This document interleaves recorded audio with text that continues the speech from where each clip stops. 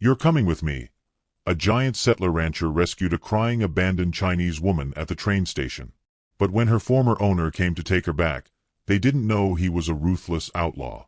The summer light poured down upon the station platform like molten brass, hot enough to sting the eyes and bake the dust into brittle flakes that clung to every boot and skirt hem.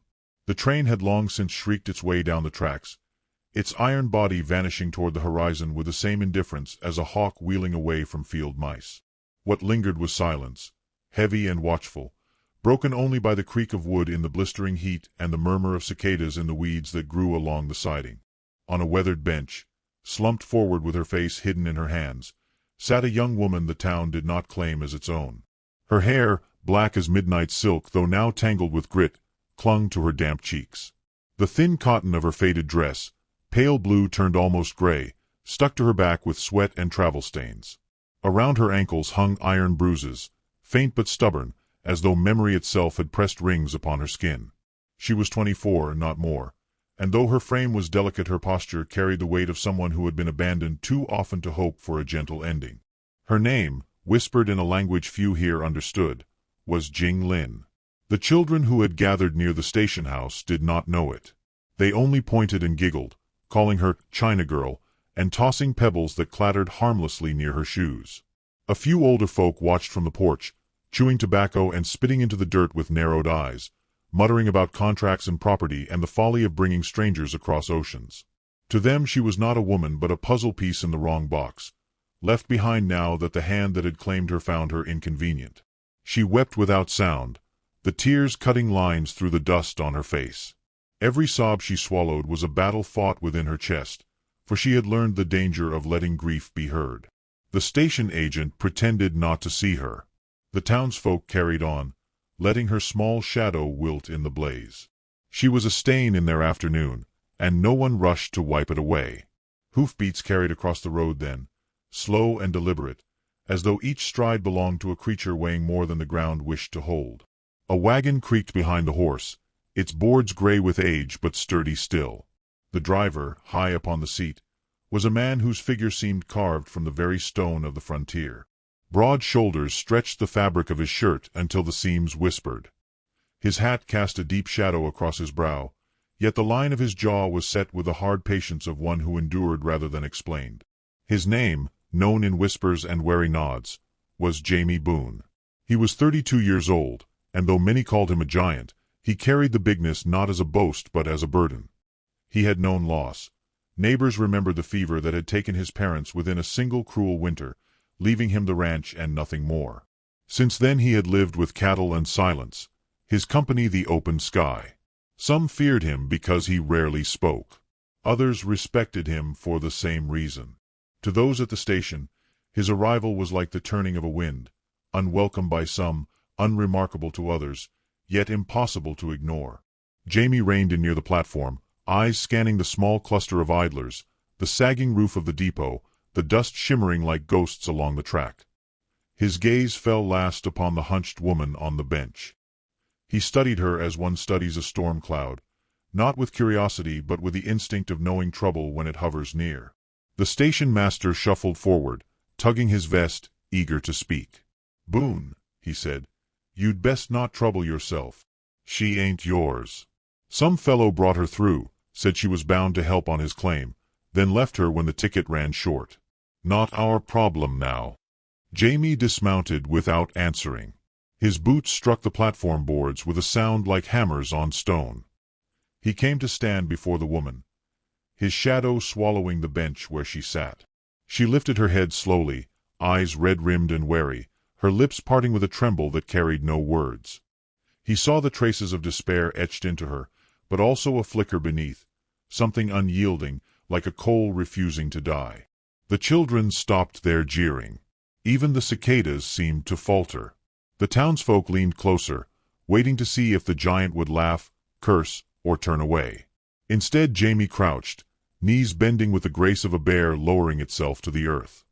His voice, when it came, was deep and steady, carrying none of the mockery she had braced for. "You can't stay here." She shook her head faintly, as though the words struck against an empty well inside her. He set a calloused hand upon the bench, inches from her own, not touching, only anchoring himself there. His gaze held hers, unwavering. "You're coming with me." No flourish, no kindness laced in honey. Only fact, laid as firm as a fence post. For a moment she could not breathe. She looked at the others, the station master shrugging, the porch men spitting, the women turning their faces away. No one stepped forward to challenge him.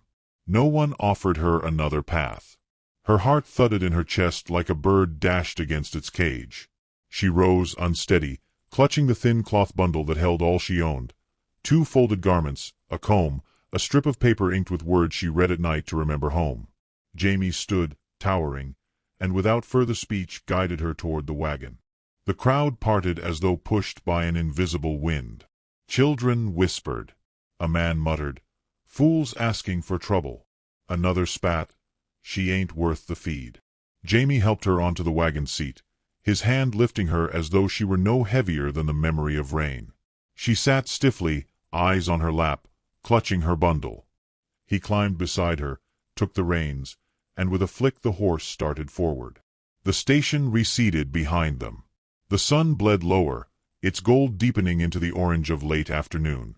Dust rose in gentle veils around the wagon wheels. Neither spoke. The silence between them was not empty, but brimming, his with patience, hers with fear and disbelief. Miles stretched. A hawk circled above the fields, its shadow sweeping over grass and stone. At last she dared a glance at him, at the stern line of his mouth, the sweat on his temple, the steady hands guiding the reins. She whispered something in her language, a word soft as falling ash. He did not understand, yet the sound bent his gaze briefly toward her, and though he said nothing, she felt seen. In town, behind them, voices had already begun to stir. The abandoned settler's name rose among them, Jack Rourke. Some swore he was a drunk who had grown tired of foreign company. Others knew darker tales, whispered in corners, a man quick to violence, a face glimpsed on wanted posters curling in the sun. But Jamie and Jinglin did not hear those whispers as the wagon rolled onward, deeper into the plains where the heat shimmered and the sky stretched endless. She pressed her bundle tighter against her chest, unsure if she was saved or stolen again, unsure if this man was shelter or storm. He stared ahead, jaw set, carrying her fate as silently as he carried his own. And as the cicadas sang louder in the darkening fields, a lone rider turned his horse onto the same trail, following the dust of the wagon with eyes that glinted like knives. The wagon wheels hummed against the dry earth as the sky deepened toward evening, that hour when the land exhaled the heat of the day in long shimmers of haze. Jinglin sat stiff upon the seat, her hands folded around the bundle in her lap as though it were both shield and anchor. Jamie Boone held the reins with steady calm, his broad shoulders casting a shadow that stretched across her like a roof. She did not speak, nor did he, and yet in the silence between them something began to settle, like dust that chooses its place upon the ground and stays. The road stretched on through fields of tall grass that whispered with the breeze. A lone oak stood like a sentinel upon a rise, and beyond it, tucked at the edge of a shallow valley, came the sight of Jamie's homestead. The house was plain, 2 stories of weather-worn pine, its porch sagging but sturdy. A barn leaned into the horizon nearby, roof patched, walls scarred by storms. To Jinglin's eyes, accustomed to the sharp angles of towns and the narrow walls of servitude, it looked wide and open, like a breath she had forgotten how to take. Jamie guided the horse to a halt. Without flourish, he climbed down, his boots striking dust, and offered his hand for her to follow. She hesitated only a heartbeat, then placed her palm in his. The calluses were thick, rough as bark, but the hold was steady, neither clutching nor careless. He lifted her lightly to the ground and gestured toward the porch. Inside, the air carried the faint scent of cedar and old smoke. The rooms were spare, the furniture hand-built. A quilt draped over a chair spoke of another's hands, perhaps a mother's, perhaps someone lost. Dust lay soft on a shelf of books.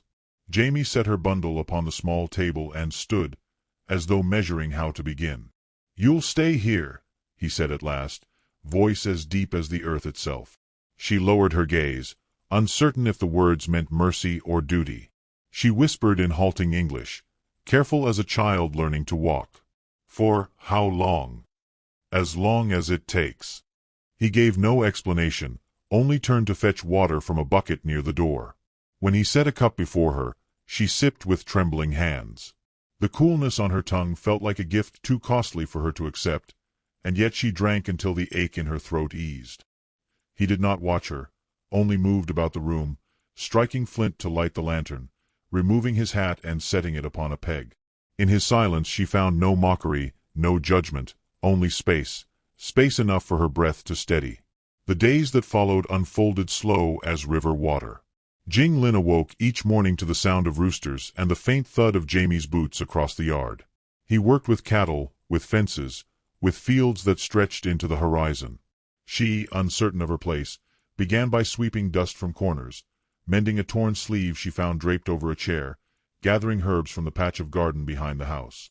She moved softly, as if fearing each sound might break her fragile belonging. Yet Jamie never scolded nor stopped her. One evening, when the sun had dipped into amber and the cicadas sang their chorus, she carried out a small dish of food she had prepared.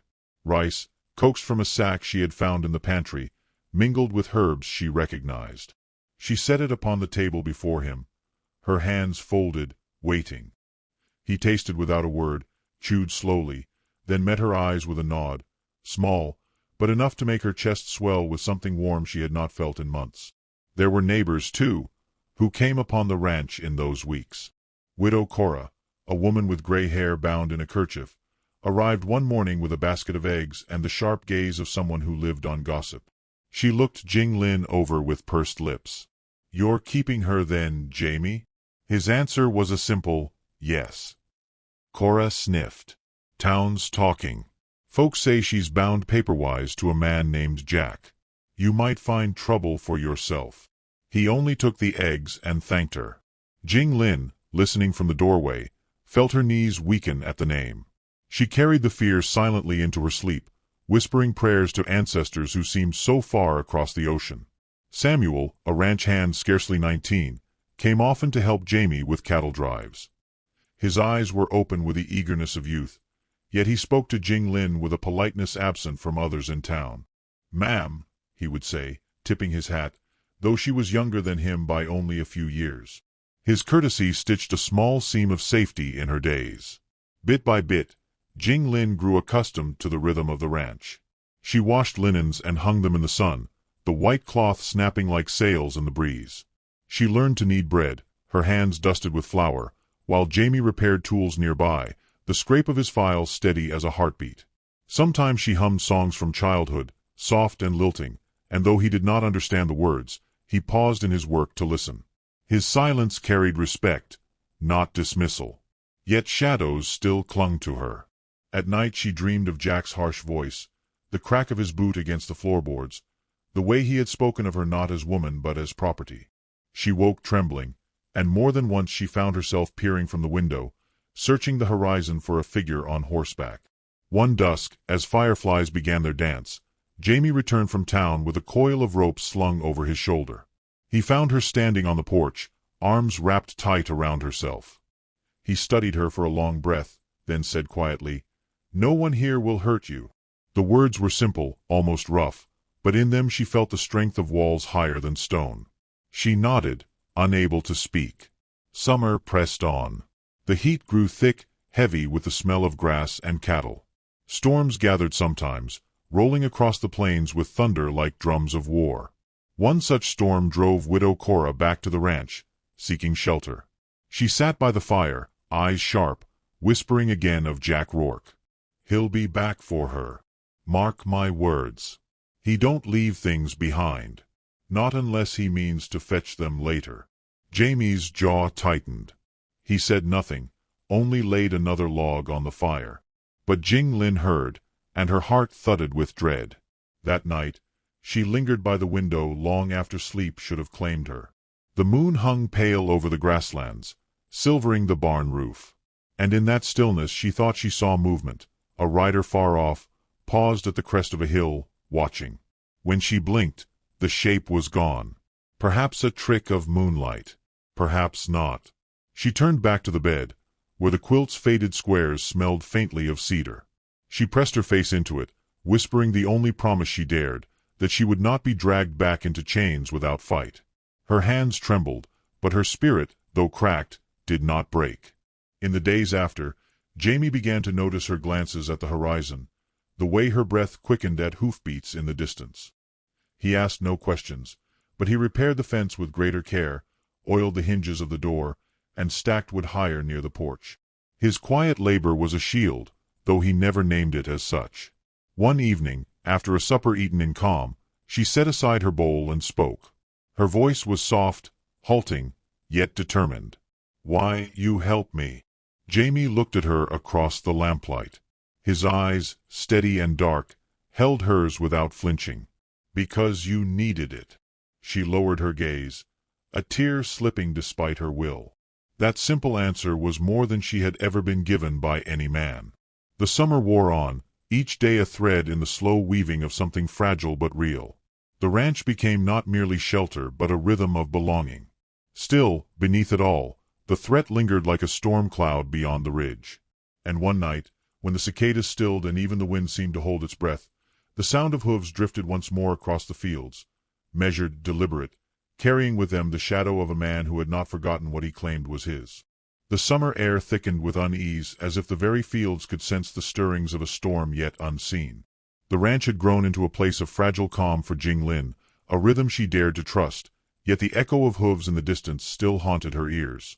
She did not speak of them aloud, for to name fear was to grant it power. Jamie moved through his days as though nothing had changed, but there was a stiffness in the set of his jaw, a sharper watch in his eyes whenever the horizon darkened with riders. One afternoon, when the sky shimmered white with heat, the Truth walked into town wearing dust on his boots and arrogance in his stride. Jack Rourke had returned. His hair, once slick with pomade, hung wild around a face sharpened by drink and cruelty.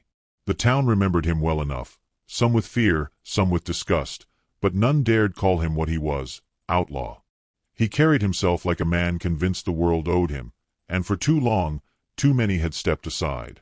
He went first to the saloon, ordering whiskey with coins that smelled of blood. The barkeep's hand trembled as he poured, but he asked no questions. The men at the tables lowered their gazes, unwilling to meet eyes that burned with such venom. Yet whispers flared like sparks. Jack had come back for the foreign girl he'd abandoned. He would not leave without her. By the time Jamie rode into town for supplies, the whispers had swelled into something heavier. Folks gathered along the street, eager for spectacle, wary of being caught in the crossfire. Jamie dismounted with the same unhurried grace as always, broad frame casting long shadows across the dust. He stepped into the general store, gathered rope, nails, salt, flour. When he turned to leave, Jack was waiting. The outlaw leaned against the hitching post, a smirk carving his face. "Boone," he drawled, his voice thick with menace, "I hear you been keeping what's mine." Jamie's gaze slid over him like a blade drawn slow. He said nothing, only adjusted the weight of the sack in his arm. Jack pushed off the post, swaggering closer. "Don't play deaf. The girl, Jing Lin, she's mine. Brought her here fair and square, signed papers and all. You got no claim." Still Jamie stood silent. The crowd shifted, breaths caught in throats, hearts hammering. Silence could be weapon or shield, and Jamie wielded it well. But Jack was a man who thrived on noise, on shouts, on cries, on fear. He spat into the dirt, voice rising. "You think you're some savior? You think she's there by choice? She don't belong with you, Boone. She don't belong anywhere but where I say." Jamie finally set the sack into his wagon and turned, towering, his eyes dark as thunderclouds. His words, when they came, were few. "She stays." The crowd seemed to exhale all at once, as though the ground itself had cracked. Jack's smirk curdled into a snarl. He stepped closer, hand hovering near the gun at his hip, though he did not draw. The tension snapped across the street like wire pulled taut. But Jamie did not flinch. He looked down at Jack with the patience of stone, unmoved by fury. At last, Jack spat again and stepped back. "This ain't done," he hissed. "You'll see me soon enough." He strode away, the sound of his boots striking like gunshots. Men glanced at one another with unease, Women gathered their children. The saloon doors swung shut. Jamie climbed into his wagon, face unreadable, and rode back toward the ranch. But the town knew. The calm was broken. Trouble had set its eyes upon Boone's land. That evening, Jing Lin sensed the change before Jamie spoke. He set the supplies down harder than usual, his shoulders carrying a weight beyond cattle or chores. She asked no questions, for fear already painted itself across his face. Yet when he stepped onto the porch and stared into the distance long after night fell, she came beside him, her presence quiet but resolute. Through the days that followed, Jack's shadow lengthened. Riders were seen near the ridge, 3 at least, moving like wolves. Cattle spooked at unseen scents. Widow Cora whispered that Jack had gathered men loyal to him, men who cared nothing for law. Samuel, the young ranch hand, warned that folks in town spoke of Boone's defiance as reckless, that Jack would not let it stand. Jing Lin's heart tightened each time Jamie left the ranch for work, fearing he would not return. She remembered Jack's voice like a lash, remembered the way his hand clamped her wrist until bone ached. She remembered being spoken of as property, traded like grain. Yet now she also remembered Jamie's silence, his steady nods, the way he made space for her to breathe. Fear warred with something else inside her, something she had not felt since childhood, before oceans and chains. Hope. One evening, when the sun poured red across the plains, Jamie found her in the garden, kneeling among the herbs she had coaxed back to life. She looked up at him, her hair falling loose, her hands stained with earth. He studied her a long moment, then said, "He'll come." She lowered her gaze. "Yes." His voice held no boast, only truth. "I'll not give you back." The words, plain and heavy, struck her deeper than any promise ever had. She felt tears well, not of sorrow but of something fierce. "He kill you," she whispered, her accent thickening under fear. Jamie's eyes softened, though his jaw remained hard. "Then I'll die standing." The silence between them burned hotter than the setting sun. She reached for his hand, trembling, and when he allowed her fingers to touch his, she felt steadiness flow into her veins like water into drought. The next day, Jack made his move. He strode into town again, this time with his gang at his back, 3 men with cold eyes and hungry grins. They drank, they swaggered, they spoke loud of Boone harboring stolen property. Some townsfolk nodded along, cowed by threat, while others turned away in shame. Lawmen said little, for the reach of the badge seldom touched men who moved with such violence. Jack announced his intent for all to hear. "Tomorrow night, I ride out to Boone's place. She comes back with me, or Boone bleeds for her." The word spread like fire through the town, carried by every whispering mouth until they reached even the ears of children. By sundown, all knew what was coming. At the ranch, Jing Lin sat by the window, clutching her bundle of possessions. She heard the cattle low uneasy, heard the wind in the grass, felt the world itself hold its breath. Jamie sat at the table, oiling his rifle, though his face betrayed no eagerness for blood. Samuel, pale but determined, offered to stay, to help defend the place. Even Widow Cora arrived, bringing bread as though to cloak her worry in the guise of neighborly duty. The evening deepened. Jing Lin felt the air thicken with dread, as though each shadow stretched longer, each sound sharper. She lit a lantern, its glow softening the edges of fear, and sang a song in her language under her breath. Jamie listened from the porch, his massive frame outlined against the stars. And far off, beyond the hills, 4 riders waited for darkness, their torches unlit, their guns ready. Jack's laughter echoed low among them, cruel and certain. The night pressed heavy upon the plains, thick with silence so complete it seemed the earth itself had stilled. Crickets hushed. Even the cattle shifted restlessly, their low murmurs carrying unease. The lantern hanging from the porch swung faintly with the wind, its glow casting long, trembling shadows across the boards. Inside the ranch house, Jing Lin sat rigid by the table, her hands gripping the edge until her knuckles whitened. The flame in the lantern beside her flickered as though sharing her fear. Jamie stood outside, shirt discarded, his body carved in the pale wash of moonlight. Scars traced his skin like maps of old battles, proof of a life hardened by struggle.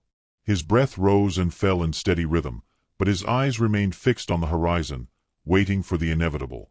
Samuel lingered near the barn, rifle clutched with both hands. His youth trembling against the weight of courage he was not yet certain he owned. Widow Cora, wrapped in a shawl, paced near the doorway, muttering prayers to a god she hoped had not abandoned the land. They all knew the riders would come. Jack had promised as much, and men like him never failed to deliver ruin. The first sound was faint, hooves on hard earth, a distant drumming that grew louder with each passing breath.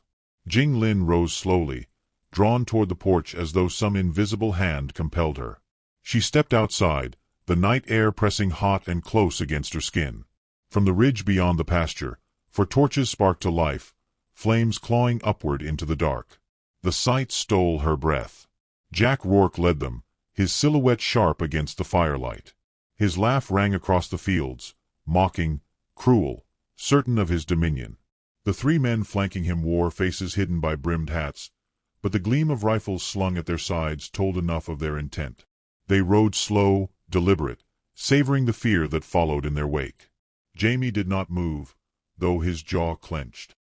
He waited as the riders drew nearer, the torches illuminating their path in a glow that painted the grass blood-red. Jack reined in just beyond the fence, his horse snorting, eyes rolling in the firelight. He leaned forward in the saddle, grin flashing. "Boone," he called, voice dripping with malice. "You've got something of mine."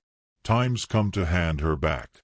Jing Lin flinched to the sound, memories rushing like chains rattling through her bones. Jamie stepped one pace forward, his height towering even in the moonlight. "She stays." The words cut clean, no room for debate. Jack's grin twisted into a snarl. "She ain't yours to keep. She ain't yours to love. She's property, same as cattle, and I've papers sayin' so." He pulled a folded sheet from his coat, waving it like scripture. "Law's on my side, Boone. You stand against me, you stand against it too." The torches crackled, their flames snapping like the tempers they illuminated. Jamie did not glance at the paper. "Law don't make chains right." Jack barked a laugh, sharp as a gunshot. Big words from a man too dumb to know when he's outnumbered. "You hand her over now, and maybe I'll let you keep your skin. Stand in my way, and I'll paint this soil with your blood." The silence that followed was brittle as glass. Samuel shifted near the barn, raising his rifle. Widow Cora clutched her shawl tighter, eyes darting between the men. Jing Lin stepped forward, breath trembling, voice rising before she could stop it. "I am not yours, Jack." The words rang like bells in the night, fragile but unbreakable. Jack's head snapped toward her, his grin vanishing. "You shut your mouth," he hissed. "You speak when I let you." Jamie moved then, placing himself fully between her and the riders, his shadow long and immovable. His voice thundered low. "You'll not touch her." For a moment, the air itself seemed to pause. Then Jack roared, drawing his pistol. His men followed, rifles raising in unison. The torches flared, sparks flying, as violence erupted upon the summer soil. The first shot cracked the night open, echoing across the plains like thunder.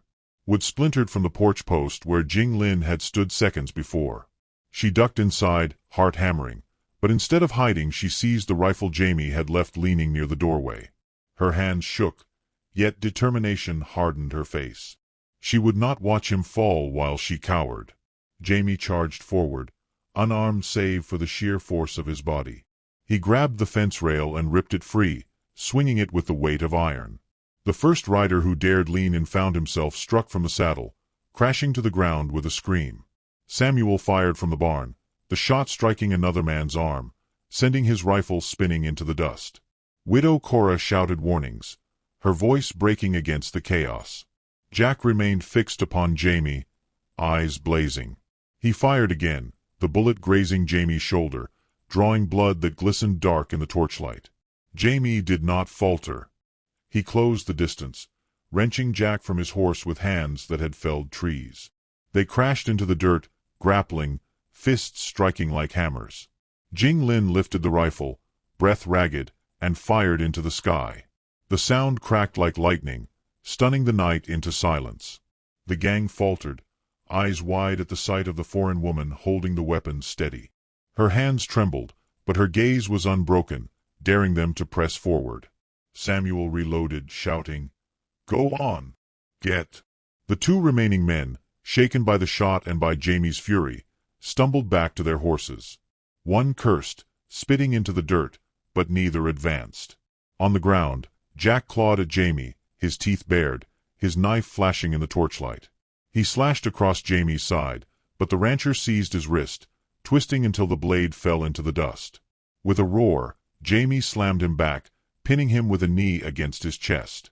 "You think you're better than me?" Jack spat, blood mixing with dirt. "You'll die for her. She ain't worth a damn." Jamie's breath came harsh, his eyes dark with fury. Yet he did not strike the final blow.